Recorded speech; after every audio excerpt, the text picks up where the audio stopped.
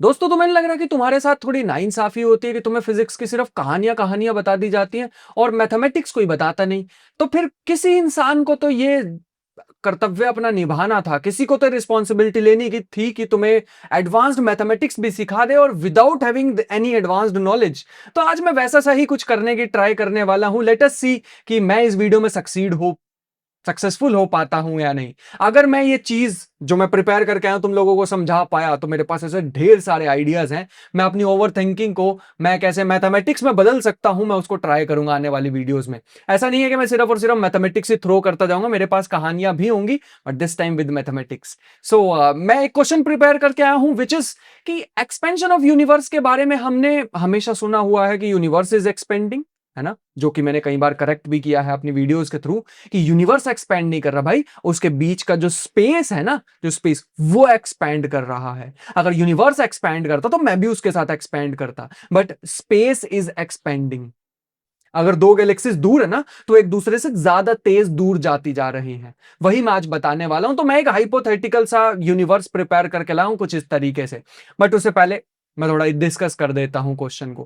Question ये है जो मेरे दिमाग में आया लास्ट टाइम, विच इज कि अगर मान लो हमारे यूनिवर्स की, मैं लिख ही देता हूं यहां पे, मान लेते हैं हमारे पास एक ऐसा यूनिवर्स है जिसकी टोटल विड्थ है, जो जिसकी टोटल बाउंड्री है ना यहां से लेके यहां तक, वो 1000 लाइट ईयर्स है। बस इतना ही है हमारा यूनिवर्स, खत्म। और मैं हर एक साल में 1 ईयर में मैं 1 लाइट ईयर डिस्टेंस कवर कर लेता हूं। मेरी जो शिप है ना, स्पेसशिप है, वो इतनी तेज चल रही है कि मैं हर एक साल में 1 लाइट ईयर कवर कर लेता हूं। तो बताओ मुझे कितना टाइम लगेगा यहां से लेके यहां तक पहुंचने में। तुम कहोगे तो बड़ा आसान सा है, इसमें क्या सोचने वाली बात थी, we can answer this question and that is 1000। लेकिन ट्विस्ट ये है इस पूरी की पूरी कहानी में कि ये यूनिवर्स एक्सपैंड कर रहा है। This is expanding universe. Now tell me what is going to happen. अगर हमारा यूनिवर्स एक तो उसकी 1000 तो है ही, लेकिन इस बार एक्सपेंशन रेट भी दिया हुआ है। हर एक साल में 1 ईयर में वो 1000 लाइट ईयर और बढ़ जाता है।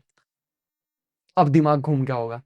अब यहां पे चीजें कॉम्प्लिकेटेड होनी स्टार्ट हो गई होंगी। जो हमारा एक्चुअल यूनिवर्स है उससे बहुत ज्यादा मिलता जुलता ये हाइपोथेटिकल यूनिवर्स जो मैंने प्रिपेयर किया है। अब ध्यान से समझते हैं इसको। इसका मतलब है एक साल में, मान लो मैं खड़ा होकर सिर्फ देख रहा हूं इस यूनिवर्स को, मैं एक गोड आई व्यू लेके बैठा हूं, मैं बाहर खड़ा होकर इस यूनिवर्स को देख रहा हूं, तो एक साल में उसकी विड्थ है 100 लाइट ईयर। अच्छा, जिसको लाइट ईयर नहीं पता मैं एक बार क्लियर कर देता हूं। एक साल में लाइट कितना कवर करती है उसे 1 लाइट ईयर डिस्टेंस बोलते हैं। ठीक है, लाइट सबसे तेज चलने वाली चीज, वो एक साल में कितना डिस्टेंस कवर करेगी, दैट इज 1 लाइट ईयर। ठीक है, बढ़िया भाई। और इसके बाद अगर हम चलेंगे तो मतलब सबसे ज्यादा जल्दी यही डिस्टेंस कवर किया जा सकता है, 1 light year, which is by light. अगर दूसरे साल में देखें तो यूनिवर्स हो गया होगा 2000 year, light year long, light year wide. और ऐसे ही 3 साल में 3000 लाइट ईयर, हर साल में 1000 लाइट ईयर्स बढ़ता जा रहा, बढ़ता जा रहा। नाउ द क्वेश्चन इज, क्या मैं कभी भी स्टार्टिंग पॉइंट से, this is the initial point, ये इनिशियल पॉइंट अगर, और फाइनल पॉइंट तो अभी हमें पता नहीं, क्या मैं कभी भी फाइनल पॉइंट तक पहुंच पाऊंगा, that is the question and that's it. मैंने यहां पे अजम्पशन पहले ही लिख दी है तो हमें सोचने की जरूरत नहीं पड़ेगी। यूनिवर्स की इनिशियल रेडियस है 1000 लाइट ईयर्स, और यूनिवर्स हर साल एक्सपैंड हो रहा है, so its edge is constantly हमसे दूर जाती जा रही है। हर एक साल में 1000 लाइट ईयर दूर जाती जा रही है, हर एक साल में। इसका मतलब है अगर मैं एक साल में 1 लाइट ईयर कवर करता हूं, अगले साल में अगला लाइट ईयर कवर करता हूं, क्योंकि मेरी स्पीड कांस्टेंट है, उस हिसाब से तो मैं कभी पहुंच ही नहीं पाऊंगा एज तक, या पहुंच जाऊंगा या नहीं पहुंचूंगा, यही क्वेश्चन है। चलो आओ साथ में मिलकर इसको सॉल्व करने की कोशिश करते हैं, एक पजल को, और देखते हैं हम इससे क्या क्या न्यू चीजें सीख सकते हैं और क्या पीस ऑफ मैथमेटिक्स की हमें जरूरत पड़ेगी। मेरे पास कोई रिलेटिविटी नहीं है, पहली बात, मैं कोई रिलेटिविटी पढ़ाने नहीं आया हूं तुम्हें कि टेंसर नोटेशन कोई ऐसे ऐसे मैं थ्योरी लिखने वाला हूं। तो मैं अपनी वीडियो को एक जनरल ऑडियंस तक पहुंचाना चाहूंगा कि अगर तुमने एलिमेंट्री मैथमेटिक्स भी सीखी है तो समझ आ जाएगा, हमें इसकी जरूरत नहीं है कि टेंसर कैलकुलस वगैरह सीखना पड़े, हमें कुछ नहीं करना। तो सोचते हैं, थोड़ा सा दिमाग लगाते हैं। यूजुअली क्या होता है कि हमने ऐसा सुना है कि हबल ने बताया था एक्सपेंशन ऑफ स्पेस टाइम के बारे में, जो कि यार थोड़ा सा रुकते हैं यार, उसको मेरे ख्याल से ज्यादा क्रेडिट हम कभी कभी दे देते हैं। आइंस्टाइन ने 10 साल लगाए थे थ्योरी ऑफ रिलेटिविटी को बनाने में, जो जनरल थ्योरी ऑफ रिलेटिविटी थी।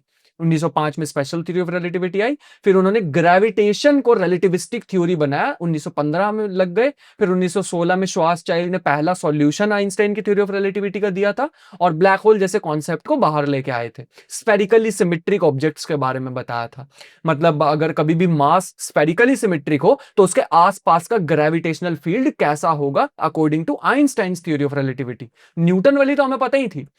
उसके बाद एक साइंटिस्ट आते हैं, फ्रीडमैन नाम था उनका, ये नाम था फ्रीडमैन। अब ये जो फिजिसिस्ट थे, इन्होंने ना आइंस्टाइन की रिलेटिविटी को सॉल्व किया, और इन्होंने पहली बार बताया कि एक्सपेंशन या फिर contraction of space time is possible. Einstein को बिल्कुल पसंद नहीं आया ये आइडिया। आइंस्टाइन सोचते थे कि हमारा यूनिवर्स स्टैटिक है, हमारा यूनिवर्स जितना है उतना ही है। अगर हमारा यूनिवर्स इतना बड़ा है ना तो इतना ही रहेगा, it is a static universe. और इसी स्टैटिक यूनिवर्स को बनाए रखने के लिए उन्होंने एक चीज इंट्रोड्यूस की, which was this cosmological constant.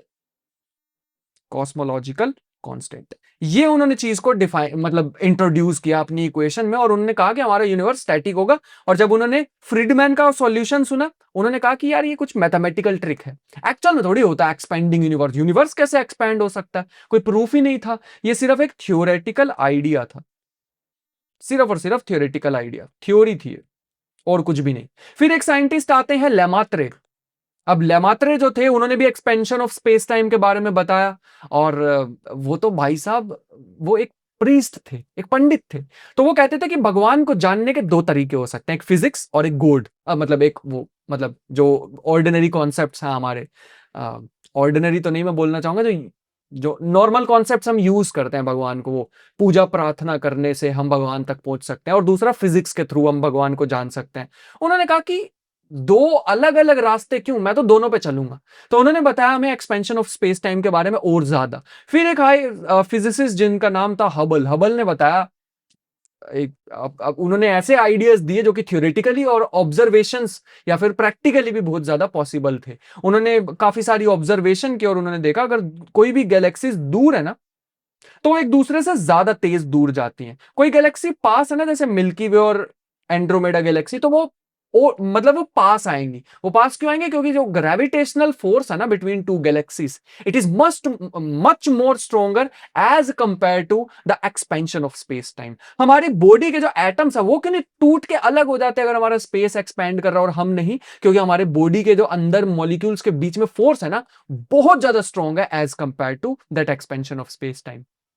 That force which is expanding that fabric of space time, उससे बहुत ज्यादा स्ट्रॉन्ग है काफी सारे फोर्सेस। इसीलिए कुछ आने वाले समय में, अपनी लाइफ तो निकल जाएगी बट आने वाले कुछ समय में मिल्की वे और एंड्रोमेडा गैलेक्सी टकरा जाएगी, बट बहुत समय है उसमें, एक्सपेंशन ऑफ स्पेस टाइम उसका कुछ नहीं कर पाएगी। ठीक है, तो ये था हमारे पास बेसिक इसके बारे में जो जो मुझे बताना था वो मैंने बता दिया। अब आते हैं हम थोड़ा मैथमेटिक्स पे। Now it's time for my favourite thing which is mathematics. तो मैंने जो अपनी कैलकुलेशन की उसके अकॉर्डिंग बताना चाहूंगा। पहले साल की बात करते हैं, फर्स्ट ईयर की बात करें तो हमारा बंदा जो है ये 1000 लाइट ईयर वाले यूनिवर्स में 1 लाइट ईयर कवर कर चुका है। मतलब 1000 का एक पार्ट तो वो कवर कर चुका है। अब समझना, जब ये बंदा जब जो हमारा बंदा है वो यूनिवर्स में बैठा है, 1 साल के बाद यूनिवर्स 1000 बढ़ जाएगा। मतलब टोटल कितना हो जाएगा, 2000।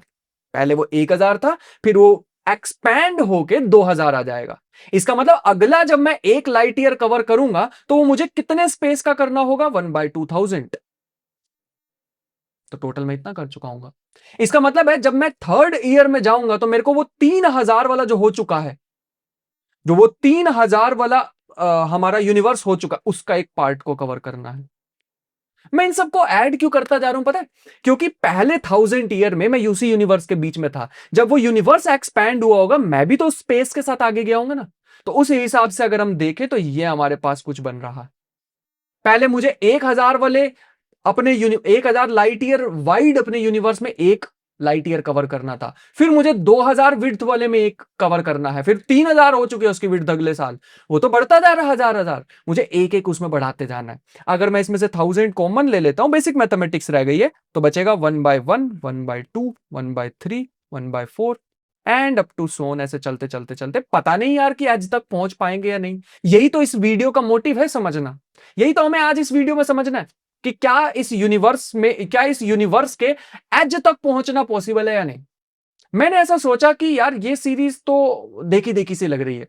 ये सीरीज जो है ना, इसमें पहली टर्म है 1, दूसरी टर्म है 1/2 विच इज 0.5, फिर है 0.3, फिर है 0.25 एंड अप टू सोन चलते जाएंगे टर्म्स छोटी होती जा रही। मुझे ऐसा लगा कि चलते चलते चलते चलते चलते ये टर्म्स इतनी छोटी हो जाएंगी कि उसकी कोई सिग्निफिकेंस ही नहीं रह जाएगी। अगर तुम 1/100 को सोचो तो वो 0.01 हो गया, एंड अप टू सोन 1/1000 0.001 हो गया, एंड अप टू सोन चलते जाओ, और छोटी होती जाएंगी टर्म्स। तो मुझे ऐसा लगा कि भाई सारी कहानी आके रुक गई ये वाली सीरीज पे। इस सीरीज के बारे में जानने मेरे को जरूरी था, मेरे को तो ऐसा जानना था कि भाई ये सीरीज के बारे में। तो मेरे को एक इंसान मिला जिनका नाम था गोज नहीं, हर चीज में एक तो गोज आ जाते हैं। एक नाम था ऑयलर, और उनके साथ एक जुड़ा हुआ था ऑयलर कांस्टेंट। पता है मेरे को ना ये कहानी इसलिए याद आई क्योंकि जब ये सीक्वेंस सीरीज वाला काम चल रहा था ना, बहुत सारे ऐसे काम थे, बहुत सारे ऐसे मैथमेटिशियंस, ऐसे नाम थे बहुत बड़े बड़े जो कि फेमस थे इन्हीं सीरीज को सॉल्व करने के लिए। जैसे कौशी, जैसे रीमान सम के बारे में सुना होगा, रीमान हाइपोथेसिस आज तक सॉल्व नहीं हो पाई। और ऑयलर, और ऐसे बहुत सारे मैथमेटिशियंस थे जो कि डिफरेंट डिफरेंट सीरीज के सम को फाइंड आउट करने की कोशिश करते थे। वैसे ही हमारे सामने एक ये सीरीज आई है। मैं ऑयलर कांस्टेंट के बारे में अभी 2 मिनट में कुछ बताता हूं, बट ये जो सीरीज है ना, इसका नाम होता है, this is a very special kind of series, we call this harmonic series. अब इसका आज तक कोई फॉर्मूला नहीं बना exact, there is no formula at all जो कि हमें बता दे, इसका कोई फॉर्मूला बता दे इन टर्म्स ऑफ, जैसे अगर मैं इस सीरीज को ऐसे लिखूं 1/1, 1/2 अप टू सोन, अगर 1/n है, तो इसका आज तक कोई भी फॉर्मूला नहीं बना है जो इसके सम को फाइंड आउट करने में हेल्प कर दे। ठीक है, कोई फॉर्मूला नहीं बना है। फॉर्मूला तो तब एग्जिस्ट करता है ना अगर ये कन्वर्जेंट हो। तो आज हमें न्यू बात भी सीखने को मिलेगी, ये कन्वर्जेंट सीरीज क्या होती है। कन्वर्जेंट सीरीज का मतलब होता है एक ऐसी सीरीज जिसका फाइनाइट सम हो। अगर मैं इनफाइनाइट टर्म्स भी ऐड कर देता ना, तो आंसर फाइनाइट आना चाहिए, आंसर फाइनाइट आना चाहिए। क्या ये कन्वर्जेंट है या नहीं है? अगर ये कन्वर्जेंट हुई तो हमारा जो बंदा है, वो जो स्पेसशिप में घूम रहा है, अगर ये एक फाइनाइट नंबर आया, तुम सोच के देखो ना यार, पहले पहले एक साल में हमारे यूनिवर्स की विड्थ थी 1000, फिर अगले में 2000, 3000, 4000, 5000, हम तो एक एक चलते जा रहे हैं। जब मैं एक साल में 1 लाइट ईयर कवर कर दूंगा, हमारा यूनिवर्स तो 1000 और बढ़ जाएगा, अगले साल में 1000 और बढ़ जाएगा, अगले साल में 1000 और बढ़ता जाएगा। लेकिन उस स्पेस टाइम के साथ मैं भी तो मूव कर रहा हूं, उस एक्सपेंडिंग यूनिवर्स के साथ, है ना। तो ये सारी चीजें अगर हम कंसीडरेशन में लेके चलें, तो सारी कहानी आके फंस गई कि ये सीरीज जो हमारे सामने अभी आई है, ये कन्वर्जेंट है या डाइवर्जेंट है। अगर तो इसका कोई फाइनाइट सम आया, तो भाई हम पहुंच जाएंगे एज ऑफ द यूनिवर्स में, इस यूनिवर्स में जो मैंने प्रिपेयर किया। अगर ये नहीं आया फाइनाइट या कन्वर्जेंट सीरीज नहीं हुई, तो फिर तो दिक्कत है, फिर दिक्कत है। तो मैं यही बताना चाहूंगा, गोज ने प्रूव कर दिया कि ये जो सीरीज है ना, 1+1/2+1/3 अप टू सोन चलते चलते चलते 1/n, ये ऑलमोस्ट बिहेव करती है लॉग n की तरह, लॉग ऑफ n की तरह बिहेव करती है। और गोज ने ये भी ढूंढ लिया कि अगर मैं इस सीरीज को थोड़ी देर के लिए hn नाम दे दूं, तो ये hn माइनस लॉग n एक बड़े ही स्पेशल नंबर की तरह बिहेव, एक बड़ा ही स्पेशल नंबर आता है इनकी सब्ट्रैक्शन से, we call this Euler number, this is Euler's number. इसकी वैल्यू लगभग 0.5 समथिंग होती है, आगे बहुत सारे डिजिट्स हैं, बट 0.5 समथिंग, बहुत ही छोटा है। अभी भी कहानी हमें पता नहीं लग रही है। मैंने तो तुम्हें एक थ्योरेटिकल सा आइडिया बता दिया कि यहां पे हो क्या रहा है। ये जो सीरीज है और जो log n है, ये दोनों ही, इन दोनों का जो सम होता है, इन दोनों का जो डिफरेंस होता है, that is approximately this gamma, Euler's constant. But मैं तुम्हें फाइनली बताना चाहूंगा, ये जो सीरीज है ना, मैंने थोड़ा सा और पढ़ने की कोशिश की इस सीरीज के बारे में, और मुझे पता लगा यार ये सीरीज ना, लग तो ऐसा रहा है कि धीरे धीरे इसके नंबर छोटे होते जा रहे, होते जा रहे, होते जा रहे, होते जा रहे, but still it is a diverging series. It is slowly diverging series, बहुत धीरे धीरे डाइवर्ज करेगी, लेकिन ये डाइवर्ज करती है। मेरे को बिल्कुल इंट्यूटिवली नहीं समझ आया। मैंने कहा थोड़ी सी और, मैंने ऐसा सोचा अपने दिमाग में कि अब रात खराब कर ही ली है इस क्वेश्चन पे, तो थोड़ा और सोचते हैं इस बारे में। तो देखो मैंने ऐसा फिगर आउट किया, फर्स्ट टर्म को छोड़ दो, सेकंड टर्म को छोड़ दो, थर्ड टर्म पे चलते हैं, तो बचेगा 1/3 1/4। हमें पता है ये टर्म बड़ी है 1/4 1/4 से, है ना, which is 2 times 1/4, which is 1/2। ठीक है भाई, पता नहीं इससे क्या होगा, लेकिन देखते हैं।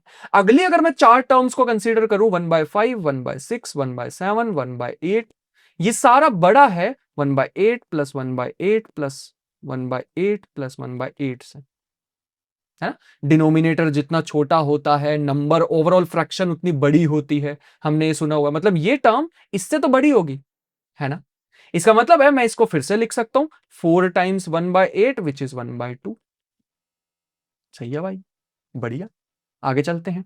ऐसे ही 1/9 1/10 1/11 1/12 1/13 1/14 1/15 1/16, ये पक्का बड़ा होगा 1/16 से। कितनी बार 1/16 लिखना होगा मुझे? 6 बार नहीं, 4 और 4 8 बार लिखना होगा मुझे, मतलब 8 टाइम्स 1/16। बस 2 मिनट और देना, मेरे को पता मैं ज्यादा ही मैथमेटिक्स इसमें घुसा दिया, बट मजा आ जाएगा at the end of the video. थोड़ी सी मैथमेटिक्स झेल लेना, बस बहुत मजेदार चीज है। इसका मतलब है अगर मैं पहली दो टर्म को छोड़ दूं तो मेरे पास कुछ ऐसा बन रहा है 1 + 1/2। अगली दो टर्म का सम बन रहा है 1/2। अगली 8 टर्म्स का सम बन रहा है 1/2। उसके आगे 16 टर्म्स का बनेगा 1/2। And we have infinitely many numbers available, तो हमें परेशान होने की जरूरत नहीं है। अब ध्यान से देखो, पहली टर्म ऐसी, इन दोनों का सम होगा 1, अगले दोनों का सम होगा 1, उसके आगे अगले दोनों का सम होगा 1, अप टू सोन 1 1 1 1 1 1 को ऐड करते रहो तो ये किसको अप्रोच करेगी? इंफिनिटी को। एंड वी हैव प्रूवन, हमने प्रूव कर दिया फाइनली कि ये एक डाइवर्जिंग सीरीज है। एक फाइनाइट नंबर जैसी तो चीज लग नहीं रही है हमें, है ना। एक फाइनाइट नंबर तो नहीं आ रहा है हमारे पास। लेकिन माय दोस्त, एक सेकंड रुको, अब देखना क्या होगा मैजिक। 1/1000, और हमारे पास सीरीज क्या थी? 1/1000 1 + 2 + अप टू सोन 1, जो भी था हमारे पास आगे ऐसे चलते जा रहा था। हमें पता है कि ये 1/1000 और ये किसके इक्वल होती है? दिस इज, ये जो हमारे पास सीरीज है, दिस इज अप्रोक्सीमेटली, इक्वल नहीं, अप्रोक्सीमेटली log n के बराबर होती है। अभी अभी तो मैंने बताया, है ना। मैं चाहता हूं कि ये जो फ्रैक्शन है, ये फ्रैक्शन हो जाए 100% या 100% से ज्यादा। ये फ्रैक्शन अगर 100% या 100% से ज्यादा हो गई, इसका मतलब मैं edge of the universe cross कर जाऊंगा। एक बार वीडियो को पॉज करो और सोचने की कोशिश करो।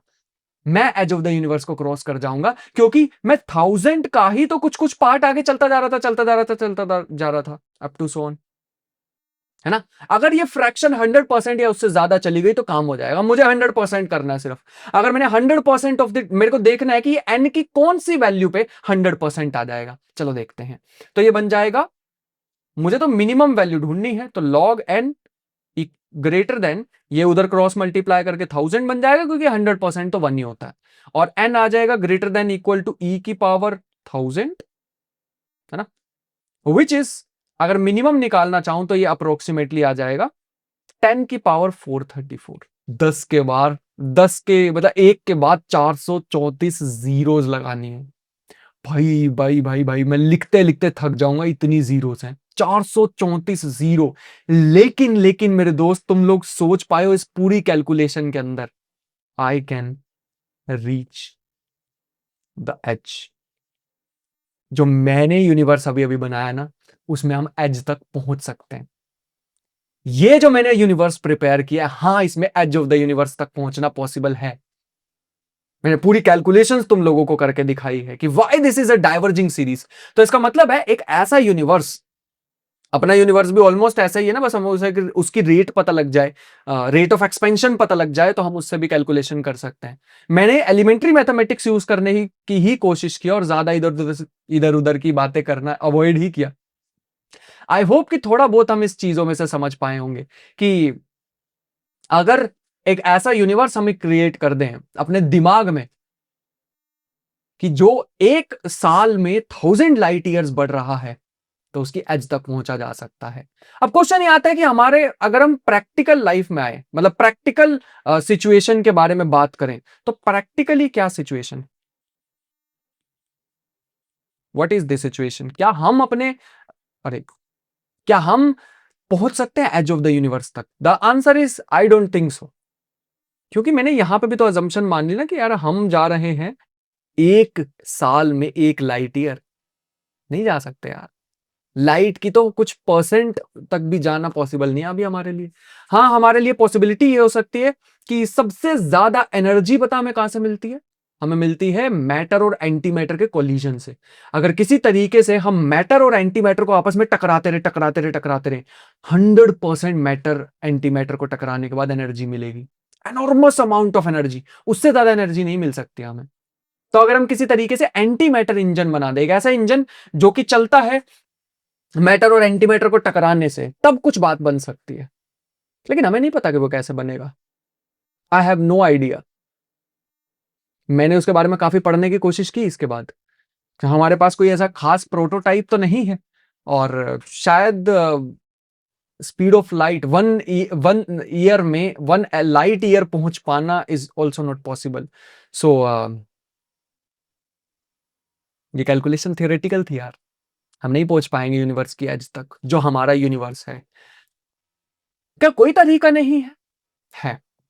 इसी आइंस्टाइन की थ्योरी ऑफ रिलेटिविटी में चलते चलते मेरे को एक मिला वार्प ड्राइव का आइडिया।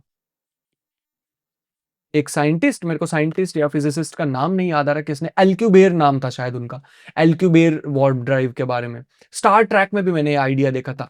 अगर मान लो हमारा इतना बड़ा स्पेस है, यहां ए पॉइंट से बी पॉइंट तक पहुंचने के लिए, अरे, ए पॉइंट से बी पॉइंट तक पहुंचने के लिए या तो भाई तुम यहां से चल के जाओ, which is limited, speed of light से ज्यादा तेज नहीं जा सकते। स्पीड ऑफ लाइट से तेज नहीं जा सकते तो क्या करें? क्या कोई ऐसा तरीका है कि मैं ये पॉइंट को ही खींच के यहां तक ले आऊं किसी तरीके से? वो जो एक्सपेंडिंग स्पेस टाइम है, इतना मैटर क्या मैं इतना मैटर डाल सकता हूं अपने यूनिवर्स में कि वो स्पेस टाइम को इस तरीके से कॉन्ट्रैक्ट कर ले? तो आज तक एल्क्यूबेर से पहले जितनी भी लोग कैलकुलेशन करते थे ना, उन्होंने इस तरीके से कैलकुलेशन की थी कि हम सिंपल मैथमेटिक्स से सॉल्व करेंगे आइंस्टाइन की इक्वेशंस और कोई सॉल्यूशन मिलेगा। जैसे गोडल ने पहले सॉल्यूशन फाइंड आउट किया टाइम ट्रैवल से रिलेटेड, गोडल ने, कर्ट गोडल इनका नेम था। उसके बाद काफी सारे आए। एक टिपलर थे, टिपलर सिलेंडर सुना होगा। फिर लेमात्रे के मैंने बारे में बताया था। फिर रिचर्ड गॉट हैं, उन्होंने आइंस्टाइन की थ्योरी ऑफ रिलेटिविटी का सॉल्यूशन फाइंड आउट करने की कोशिश की। And up to soon there were many people who were solving these equations. But सभी पता क्या करते थे? कुछ ना कुछ इनिशियल कंडीशन मान के चलते थे, छोटी छोटी सी इनिशियल कंडीशन मानी कि हमारा यूनिवर्स ऐसा होना चाहिए। जैसे श्वार्ट्ज़चाइल्ड ने क्या माना था कि हमारे यूनिवर्स में ना एक स्फेरिकल सिमेट्रिकल ऑब्जेक्ट पड़ा, बहुत सारा मास बहुत छोटी जगह पे पड़ा हुआ है, तो उसके आसपास की ग्रेविटी कैसी होगी? एल्क्यूबेर ने उल्टा किया, जो पहले कभी नहीं हुआ था। एल्क्यूबेर ने सोचा कि अगर मुझे इस बी पॉइंट को खींच के यहां तक लेके आना है, मैं कितना मैटर यहां पे रख दूं, कितना मैटर और कितनी डेंसिटी उसकी होनी चाहिए सच दैट ये स्पेस टाइम को कंप्रेस कर दे और बी पॉइंट को इधर की डायरेक्शन में ले आए। ऐसा मैं कितना इसमें मास रख दूं? ऐसा सोचो ना कि मैंने क्या किया, अपने आगे वाले स्पेस, बड़ी खतरनाक सी बात बताने लगा हूं यार, ये इंट्यूटिवली तो बिल्कुल भी नहीं है। आगे वाले स्पेस को तो मैंने खींच के यहां की साइड ले आया, ठीक है, ये मेरी जो भी स्पेसशिप होगी, आगे वाले स्पेस को तो मैं यहां खींच के ले आया। और जैसे ही मैं भागने की कोशिश करूंगा, वो मैंने वार्प ड्राइव, वो जो अपनी स्पेसशिप बना रखी है, जैसे ही मैं भागने की कोशिश करूंगा तो पीछे वाले को बहुत ही ज्यादा स्पीड से धक्का देने वाला हूं। जैसे रॉकेट में होता है ना, वैसा सही। पीछे जैसे ही मैं इसको धक्का दूंगा ना, तो आगे की तरफ पहुंच जाऊंगा। तो मैं ऐसा क्या करूं, मैं कितना मास रखूं, कितनी डेंसिटी रखूं, सच दैट मैं आगे के स्पेस टाइम को खींच सकूं और पिछले वाले को उतने ही तेज धक्का दे पाऊं, ताकि मैं ए पॉइंट से बी पॉइंट तक पहुंच जाऊं faster than the speed of light. Speed of light से तेज वैसे तो हम नहीं चल सकते, बट ऐसा एक थ्योरेटिकल आइडिया सोचने की कोशिश की गई। मतलब उसमें ऐसा कोई नहीं है अपने पास, ऐसा कोई प्रैक्टिकल चीज आज तक अचीव नहीं हुई है कि वार्प ड्राइव पॉसिबल है या नहीं। तो एक हाइपोथेटिकल आइडिया माना जाता है आज तक, but I don't think so कि पॉसिबल हो सकती हैं यार चीजें, मुझे ऐसा लगता है। फिर कॉस्मिक स्ट्रिंग्स एंड ऑल, काफी सारी चीजें हैं जिसके बारे में मुझे बात करनी थी, लेकिन मैं पढ़ रहा हूं अभी इसके बारे में। जब मैंने इसके पेपर को पढ़ने की कोशिश की तो थोड़ा दिमाग फटने लग गया यार, और मैं पढ़ता भी रात के समय में हूं, फिर नींद नहीं आती कॉस्मिक स्ट्रिंग्स पढ़ के, मतलब ये फिजिक्स के ऐसे ऐसे कॉन्सेप्ट्स पढ़ के। बट मैं ट्राई करूंगा, अगर तुम लोगों ने बहुत सारा प्यार दिखाया, बहुत सारे अच्छे लाइक्स शेयर्स व्यूज मतलब अगर काफी अच्छा रिस्पॉन्स रहा ओवरऑल इस वीडियो पे कि मैथमेटिक्स भी तुम लोग पसंद कर रहे हो, तो मैं और ऐसी बहुत सारे क्वेश्चंस प्रिपेयर कर रखे हैं जो कि धीरे धीरे थ्रो करने स्टार्ट करूंगा तुम्हारी साइड। नेक्स्ट वीडियो के लिए मैं एक आइडिया बता के जाना चाहूंगा, उसको सोचना। मैंने ऐसा सोचा, how many parallel universes are possible, कितने पैरेलल यूनिवर्स पॉसिबल है, हाउ मेनी पैरेलल यूनिवर्सेस। तो मैंने ऐसा सोचा कि यार अगर पैरेलल यूनिवर्स एग्जिस्ट करते हैं तो there must be infinitely parallel universes, क्योंकि हर पॉसिबिलिटी के लिए एक यूनिवर्स होगा। अगर मान लो मैं कहूं कि यार किसी यूनिवर्स में तो वो मेरी होगी ना, कोई तो ऐसा यूनिवर्स होगा जिसमें वो वीना मेरी होगी, तो कोई ऐसा भी यूनिवर्स होगा जहां पे वो चाटा मार के जा चुकी होगी, कोई ऐसा यूनिवर्स होगा जहां पे उसने पहाड़ से धक्का दे दिया होगा, कोई ऐसा यूनिवर्स होगा जहां पे उसने मेरे को नीले ड्रम में बंद कर दिया होगा, कोई ऐसा यूनिवर्स होगा जहां पे बहुत ही प्यार करती है मुझसे, जैसे के ड्रामाज में होता है वैसा प्यार करती हो। ऐसा भी तो हो सकता है। के ड्रामा से याद आया, एक तुम्हें चीज बताऊं, उसका नाम है, के ड्रामा नहीं है, मतलब एक सीरीज बताने वाला हूं तुम लोगों को। उसका नाम था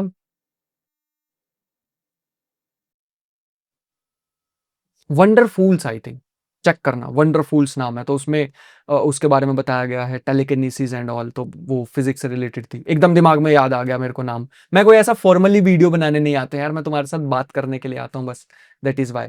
तो ऐसे बहुत सारे यूनिवर्सेस होने चाहिए, फिर तो there must be infinitely many universes. तो मैंने ऐसा सोचा, if for every possibility there exist a universe, हर एक पॉसिबिलिटी के लिए एक यूनिवर्स है, तो ऐसा क्यों नहीं कि कोई ऐसा भी यूनिवर्स एग्जिस्ट करता हो जहां पे यह पॉसिबिलिटी हो कि हाँ, पैरेलल यूनिवर्स ही एग्जिस्ट नहीं करते, है ना। अगर हर पॉसिबिलिटी के लिए एक यूनिवर्स है, then there must be a universe जहां पे possibility of parallel universe exist ही नहीं करती। और इसमें सबसे खतरनाक बात यह है कि शायद वो यूनिवर्स हमारा ही हो। सेल्फ कॉन्ट्राडिक्टरी सी बात लग रही होगी, लूप बनती हुई दिख रही होगी, बट मेरे पास ये दिमाग में क्वेश्चन था, मैंने सोचा इसको थोड़ा मैथमेटिकली उतारें। दूसरा क्वेश्चन जो मैं रिसेंटली सोच रहा था, मेरे को लग रहा है आज मैं ज्यादा ही दिमाग खराब करके जाने वाला हूं, बट सुन लो। दूसरा क्वेश्चन मैं ऐसा सोच रहा था पिछले कुछ दिनों से कि हमें पता है यार कि शायद पैरेलल यूनिवर्स एग्जिस्ट नहीं करते होंगे, लेकिन हमारा मैथमेटिक्स तो बहुत अच्छे तरह से हमारे यूनिवर्स को डिस्क्राइब करता है। तो क्या हमारे यूनिवर्स को डिस्क्राइब करने के लिए जितनी मैथमेटिक्स यूज होती है, हमने उससे बहुत ज्यादा मैथमेटिक्स डिस्कवर कर लिया या इन्वेंट कर ली है? क्या ऐसा है? हमने ऐसी मैथमेटिक्स बना दी है जो कि मैथमेटिकली प्रूव करती है, प्रैक्टिकली नहीं, शायद प्रैक्टिकली कोई प्रूफ होगा भी नहीं पैरेलल यूनिवर्स का या स्ट्रिंग थ्योरी का, बट मैथमेटिकली हमने ऐसे टूल्स बना दिए हैं जो कि हमारे यूनिवर्स से बियॉन्ड जाते हैं। हमने मतलब अपने दिमाग के परे जाके कोई ऐसी चीज बना ली है, क्योंकि मैथमेटिक्स तो एग्जिस्ट करती है ना उस चीज की। बट ये बात मेरे को थोड़ी सी इसलिए भी अजीब लगती है कि इस हिसाब से हमने ऐसा जैसे सोच लिया कि there exist 25 dimensions of space time, जैसे बोसोनिक स्ट्रिंग थ्योरी होती है। अगर उसको रिड्यूस कर दो, सारी की सारी different type of string theories exist करती हैं, अगर उनको मिला दो तो 10 या 11 डायमेंशन, 10 डायमेंशंस मेरे ख्याल से बचते हैं स्पेस टाइम के, जिसमें से एक टाइम है। अब कई थ्योरीज ऐसी भी लाई जाती है जिसमें टाइम के भी एक्स्ट्रा डायमेंशन एग्जिस्ट करते हैं। तो ये सारा कुछ मैथमेटिकली पॉसिबल है। कितने सारे मैंने डिब्बे में एक चीजें डाल दी हैं, है ना, एक डिब्बे में मैं थ्रो करने की कोशिश कर रहा हूं। तो मैथमेटिकली तो हमने ये सारी चीजें प्रूव कर दी ना, एग्जिस्ट करती हैं। तो क्या हमारे पास ज्यादा मैथमेटिक्स हमने इन्वेंट कर ली है एज कंपेयर टू जितनी रिक्वायर्ड थी हमारे यूनिवर्स को डिस्क्राइब करने के लिए? शायद यूनिवर्स को डिस्क्राइब करने के लिए अभी वो एक्चुअल जो मैथमेटिक्स हमें ढूंढनी थी, वो theory of everything so called हमें जो ढूंढनी थी, वो हम नहीं ढूंढ पाए हैं। लेकिन उसके अलावा काफी पीस ऑफ मैथमेटिक्स हमारे पास आ गई है। क्या मतलब है इसका? मैं तो पागल हो चुका हूं, तो मैं भी कर दूंगा, आई प्रोमिस यू दैट। तो मेरे ख्याल से मैंने काफी सारी चीजें इस वीडियो में बता दी हैं, और काफी सारे अगर चीजें सोचने के लिए, अगर तुम्हें ओवर थिंकिंग करने का बहुत मजा आता है, अगर इंटरेस्टेड हो ओवर थिंकिंग में, तो आते रहना इस इन टाइप की वीडियोस में। अगर इस पर बहुत अच्छा रिस्पॉन्स रहा तो मैं ट्राई करता हूं कि ऐसी ही बहुत सारी वीडियोस बनाना स्टार्ट करूं और थोड़ा सा रेगुलर रहूं। और लॉन्ग वीडियोस बनाने में मुझे भी मजा आता है, बट ये है कि थोड़ा सा टाइम रिस्ट्रिक्शन रहती है, इसलिए मैं शॉर्ट वीडियोस में थोड़ा ज्यादा इन्वॉल्व रह जाता हूं। बट अगर इस पर रिस्पॉन्स अच्छा रहता है, I will try my best to make regular videos, long videos इस टाइप के। एटलीस्ट हम 30-40 मिनट के लिए तो मिल ही सकते हैं, है ना। और ऐसी बातें करेंगे, एक फॉर्मल सी मतलब ऐसे समझना, एक बड़ा भाई इधर की साइड बैठा है, या छोटा भाई बैठा है, या एक दोस्त बैठा हो तुम्हारे सामने, और बातें करने का शौक है, अपनी ओवर थिंकिंग। तुम्हारे दिमाग में भी बहुत सारे क्वेश्चन होंगे, मेरे दिमाग में भी बहुत सारे क्वेश्चन होते हैं, बस वो एक्सचेंज करना ही इन वीडियोस का पार्ट रहेगा। कभी कभी मैं ट्राई करूंगा कि अपने दोस्तों को यहाँ पे बिठाया करूंगा, कभी कभी कोई बहुत ही कॉम्प्लिकेटेड क्वेश्चन होगा तो ऐसा इंसान लेके आऊंगा जिसको साइंस आती ही नहीं है। And the best person in the world I know is my mother. अपनी मम्मी को बिठाया करूंगा यहाँ पे, उनको समझाया करूंगा कोई टॉपिक। तो जल्दी ही बनाऊंगा वैसी वाली वीडियोस भी। तो उनको मैंने बुक ला के दिया, देखो दिखाता हूँ। उनको मैंने बुक ला के दिया ये, आई थिंक वो स्क्रीन मिरर के कारण उल्टी ना हो जाए बस। बाकी तो ये बुक उनको ला के दी है। अगर मैं बताना चाहूँ तो a short history of nearly everything book का नाम है इंग्लिश में। ये मैंने हिंदी में उनके लिए मंगाई है, क्योंकि फर्क सिर्फ इतना ही है कि मैं ग्रेविटेशन बोलता हूँ, वो गुरुत्वाकर्षण बोलती हैं, और नथिंग एल्स। नॉलेज मुझसे ज्यादा ही है उन्हें साइंस की, ऑल्दो उनका साइंस बैकग्राउंड नहीं है। जो वीडियो शूट करता हूँ ना मैं, वो कैमरे के पीछे होते हैं, बस इतना ही डिफरेंस है। तो मैं लाऊंगा उनको भी जल्दी, ताकि कोई बहुत ही कॉम्प्लिकेटेड क्वेश्चन हो तो उससे उनका उनको समझाने के चक्कर में तुम लोगों को भी एक्सप्लेन कर पाऊं। तो करेंगे ये जल्दी ही काम।